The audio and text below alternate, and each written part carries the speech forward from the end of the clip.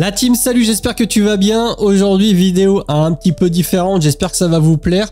Mais on va parler de cartes TCG, de jeux vidéo, particulièrement sur l'aspect investissement, parce que peut-être que tu te poses la question, tiens, est-ce que c'est une bonne idée que d'investir dans des investissements annexes à ce qui concerne l'immobilier, la bourse, et pourquoi pas aller, je sais pas, sur du 20 $ et comme je te l'ai montré, des cartes TCG, donc ça peut être Pokémon, Magic, cartes de baseball, cartes Yu-Gi-Oh! Et des jeux vidéo type rétro gaming, des consoles, des vieilles consoles, Game Boy, etc. Je vais vraiment te parler dans cette vidéo de l'expérience, de la petite expérience que j'ai là-dedans, et je vais t'expliquer un petit peu comment moi je vois les choses et comment ça se fait que j'ai par exemple ce genre de produit. Si tu aimes le concept aujourd'hui où je te parle, pas que de bourse et d'actions, de dividendes, n'hésite pas à liker, à partager. Si tu me découvres, n'hésite pas à t'abonner. De manière générale sur cette chaîne, tu retrouveras quand même de la bourse et de l'immobilier, mais j'ai trouvé ça cool que de parler de ça parce que peut-être que parmi vous, il y en a qui se posent la question, est-ce que c'est un bon plan, etc. Et je vais te raconter de mon côté comment ça s'est fait, pourquoi, du comment, quelle est ma vision, est-ce que c'est intéressant. Bref, on va vraiment aborder un petit peu tout ça. Alors je te rassure, comme d'hab, j'ai rien préparé, donc si je bégaye, c'est un peu normal. Je vais essayer de t'expliquer et je vais pas forcément avoir de trame, mais je vais te raconter un petit peu des choses par rapport à tout ça.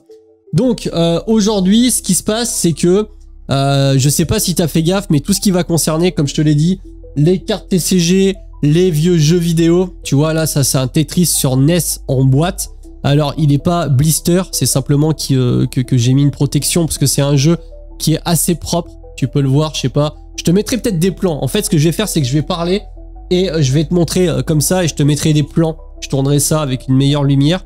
Mais ça prend de la valeur. En tout cas, les gens sont prêts à y acheter beaucoup plus cher que ce que moi j'y ai acheté il y a quelques temps maintenant.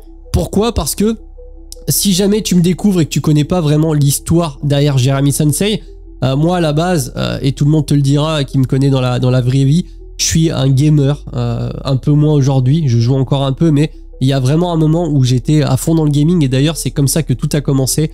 J'en ai déjà, en tout cas j'ai déjà expliqué un petit peu l'histoire, je vendais des pièces d'or sur World of Warcraft. Alors oui, attention, tu vas peut-être venir me flame en commentaire, ah non mais c'est pas bien, en tout cas voilà. C'est comme ça que ça a commencé le business. Et j'ai également beaucoup joué quand j'étais plus jeune, que ce soit Sega Mega Drive, Nintendo, Mario, après il y a eu les GTA, il y a eu Metal Gear, il y a eu les Zelda, il y a eu Half-Life 2, Doom, etc. Bref, toutes les personnes qui ont un petit peu mon âge, donc à savoir que j'ai 37 ans, ont connu ces jeux-là, que ça soit Age of Mythology, Diablo 2. Donc j'ai vraiment une passion pour les jeux vidéo de manière globale, j'ai toujours adoré ça, j'aime toujours ça aujourd'hui. Et ce qui s'est passé, c'est qu'il y a quelques années, j'ai commencé à me dire, tiens, je me rachèterais bien, si possible en bon état, des jeux que j'ai vraiment apprécié de l'époque, et c'est comme ça un petit peu que ça a commencé. C'est pour ça que tout à l'heure je t'ai montré un GTA Vice City. En l'occurrence, ce GTA Vice City, c'est exactement celui que j'ai acheté à l'époque. Donc il est pas neuf, il est ouvert.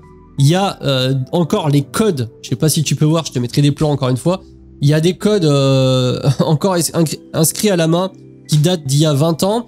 Mais autant te dire qu'un jeu comme ça ouvert ne vaut pas forcément cher. Là où ça va commencer à côté, c'est quand tu te retrouves avec un GTA comme ça, donc c'est un Vice City aussi, à la différence qu'il est sous blister, donc il a jamais été ouvert, il est neuf, et ça c'est ce qui fait la différence, et c'est ce qui va faire en sorte que le jeu coûte plus cher. Alors moi, pour information, tu vois, j'ai acheté ce GTA Vice City à 15 €, voilà, je l'ai acheté à 15 €, c'est un mec qui avait retrouvé un carton, un vieux carton, et du coup qui vendait les jeux. C'est une version française. Si je te dis aujourd'hui que ça vaut à peu près 200-250 € à la vente sur eBay, ça veut dire que le prix a fait plus de x10, donc on a fait plus de 1000% de rendement sur ce jeu-là. Et c'est exactement ça qui va faire la différence. Il y a certains jeux qui peuvent commencer à chiffrer, puisque je sais que certains jeux PS2 ouverts commencent à chiffrer à 60, 70, 80, 100 €. Mais tu peux également avoir des vieux jeux vidéo, tu sais, un peu des jeux comme ça là, comme Super Mario Bros 3 sur NES, et contrairement à tout ce qu'on pourrait croire, c'est surtout le carton, beaucoup plus que la cartouche à l'intérieur, le carton et tout ce qu'il y a à côté, la notice, si c'est en parfait état, bah ça coûte cher. Et si le jeu est neuf, c'est-à-dire que s'il n'a pas été ouvert, ça vaut extrêmement cher à l'heure d'aujourd'hui, puisque un Mario Bros 3 comme ça, en très bon état, sur blister rigide, c'est-à-dire avec vraiment le blister, tu sais, qui était accroché dans les magasins, qui est en plastique et que tu devais couper au ciseau, ça c'est un jeu qui peut valoir des milliers et des milliers d'euros. Et des exemples comme ça, t'en as plein.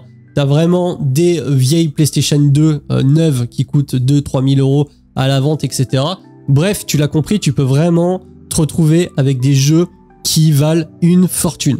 Alors maintenant, moi ce que je peux te dire sur ça, c'est que si tu commences à acheter des jeux vraiment pour le côté spéculatif, le côté je revends plus tard, ça sera différent de ce que moi j'ai fait, c'est-à-dire d'acheter les jeux parce que ça me faisait plaisir. Et comme je te l'ai dit aussi, parce que j'ai eu la chance à un moment donné, eh bien de me dire tiens, j'ai beaucoup aimé GTA Vice City, j'ai envie d'avoir un exemplaire neuf.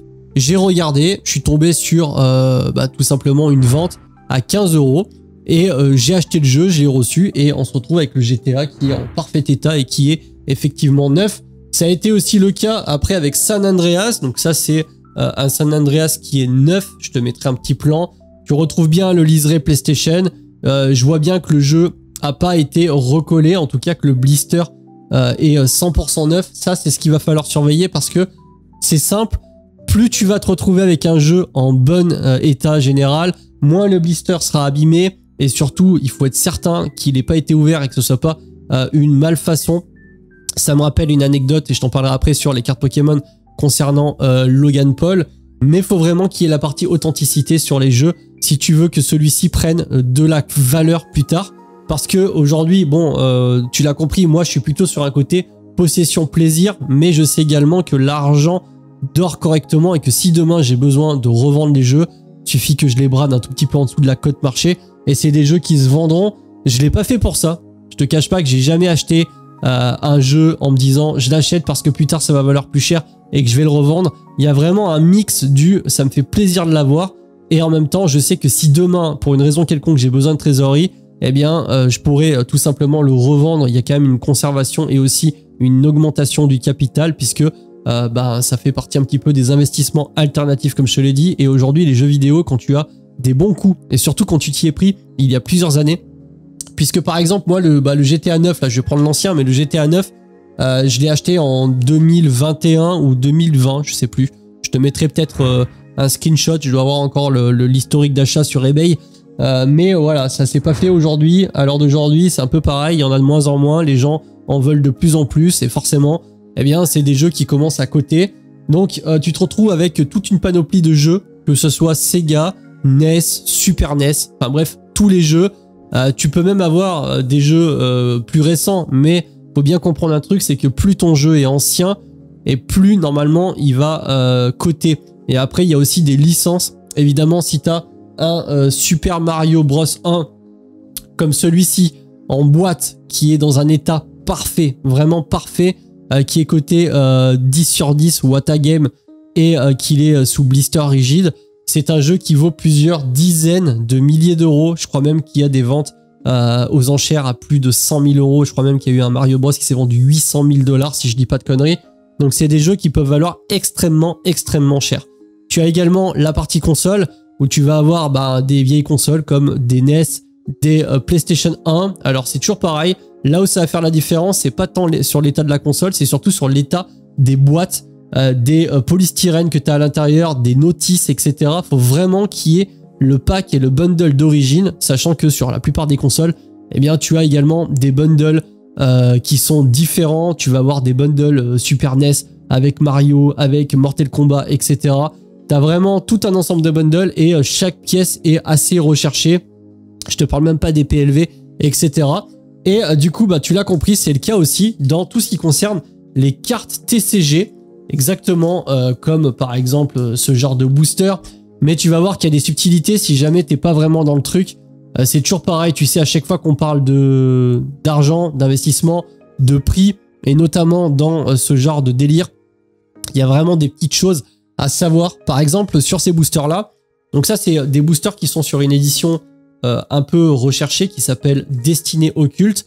Mais la subtilité là-dedans, c'est que quand tu achètes des boosters à l'unité comme ça, c'est souvent des boosters qui ont été pesés à la balance milligrammes, tout simplement parce que quand tu as une carte holographique à l'intérieur, les boosters sont plus lourds. Un tout petit peu plus lourds, mais ils sont plus lourds. Donc ce qui se passe, c'est qu'aujourd'hui, il faut le savoir, la majorité des boosters que tu peux acheter sur eBay à l'unité ont été pesés. Et du coup, il y a très peu de chances que tu te retrouves avec une carte holographique à l'intérieur. Et c'est souvent ça qui fait la valeur des boosters. Par exemple, je t'ai sélectionné ceux-là. Pourquoi? Parce que c'est une série qui s'appelle Destinée Occulte. Ça, c'est simplement pour l'exemple. Ces boosters-là, je les ai achetés à l'unité. Je suis quasi certain qu'à l'intérieur, il n'y a aucune carte holographique. Par contre, ça ne sera pas du tout le cas sur, par exemple, ce genre de boîte. Donc, tu m'excuseras, je ne te l'ai pas ouverte. Il y a encore du papier bulle, mais c'est une boîte qui est neuve, qui est ce qu'on appelle un coffret dresseur élite, qui est totalement emballé. Voilà, je l'ai acheté neuf dans un magasin officiel. À l'intérieur, tu as une dizaine de boosters comme ça. Et ce qui va se passer, eh bien, c'est que je suis certain que dans ce coffret-là, tu te retrouves avec des boosters qui n'ont jamais été pesés. Et ça fait une très grosse différence. C'est pas pour rien que, au moment de la sortie de ce coffret dresseur, il y a quelques temps maintenant, j'ai payé ça 169 € de mémoire. Et aujourd'hui, si tu vas voir sur eBay, on est plutôt aux alentours de 500-600 € à la revente. Je sais pas si ça se vend extrêmement bien ou pas. Moi, dans tous les cas, j'ai pas envie d'y vendre. C'est simplement que je l'ai acheté. Pourquoi? Parce que ça me fait plaisir, parce que je trouve les packaging très intéressants, parce que malgré tout, et malgré le fait que j'ai quasiment 38 ans, Pokémon, ça a eu une place importante dans ma vie. C'est quelque chose que j'ai adoré. À un moment donné, j'avais toutes les premières séries de cartes en édition 1 et en 9. Il y a très longtemps de ça. Bon, malheureusement, les choses ont fait que j'ai pas pu y garder. Mais c'est vraiment un domaine que j'affectionne particulièrement. Alors, je te cache pas que je balance pas des milliers d'euros à l'intérieur, mais quand il y a un petit pack, quand il y a un petit coffret comme celui-ci avec un packaging sympa et une série de cartes un petit peu spécifiques, eh bien, ça m'arrive d'en acheter. Je me dis, c'est pas grave, je mettrai 200 € de moins en bourse et j'achète ça. Je sais que ça conserve bien sa valeur et sur la partie rendement, comme tu l'as vu, ça peut quand même faire des x2, x3, x5, x10 si tu sélectionnes les bonnes séries, si tu y achètes au bon moment et si tu y gardes suffisamment longtemps. Il y a un truc aussi qu'il faut savoir, c'est que forcément il va y avoir une hype à un moment donné. Par exemple sur tout ce qui concerne les GTA San Andreas, GTA Vice City, c'est sorti 2002, 2003, 2001, 2002, 2003, si je dis pas de conneries. Tu t'imagines bien que quelqu'un qui est né en 2003 n'y a pas joué dans la même période de temps au niveau temporel. Moi j'y ai joué, j'avais 14-15 ans, c'était incroyable. Aujourd'hui, quelqu'un qui joue à GTA Vice City, il va se dire mais c'est quoi ce jeu pourri, s'il a l'habitude de jouer à des super productions telles qu'on peut les avoir sur PS5, etc. Mais pour des, pas boomers, mais des mecs comme moi qui y ont joué à l'époque et quand j'ai vu à quel point ça m'a fait kiffer de jouer à ce genre de jeu, eh bien ça fait toujours plaisir de retrouver des jeux neufs comme celui-ci.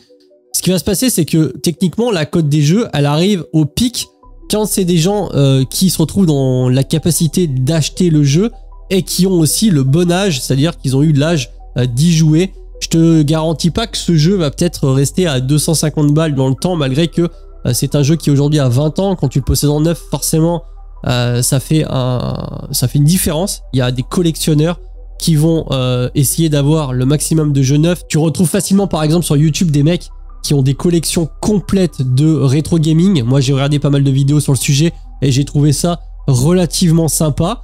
Maintenant, voilà, pour parler vraiment sur la partie investissement, est-ce que c'est un bon plan que d'acheter ce genre de produit? Alors, je te dirais que c'est pas un mauvais plan parce que, moi, je trouve ça relativement cool. Tu vois, les packaging sont super jolis.